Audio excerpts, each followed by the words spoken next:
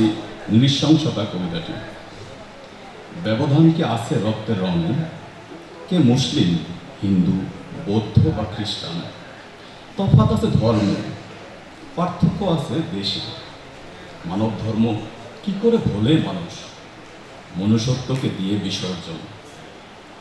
নারী, শিশু, বৃদ্ধ, যুবক বাদ যায় না কেউ। তাদের রক্তে রঞ্জিত আজ নাফ নদীর ঢেউ।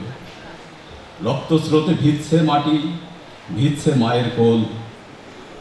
মানুষের স্রোত থামানো যায় না, জীবন বাঁচাতেই আজ হারাচ্ছে জীবন। হায়নার দল করছে শিকার, পাখির মতো মরছে মানুষ। গুলি করে, বোমা মেরে, কুপিয়ে কুপিয়ে, খুশিয়ে খুশিয়ে, তবুও তাদের হাত কাঁপে না, বিবেকে আটকায় না। তারা নৃশংসতে করেছে আলিঙ্গন।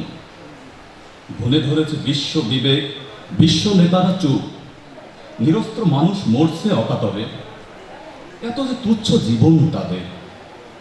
নৃশংসতার বলি হচ্ছে প্রতিদিন।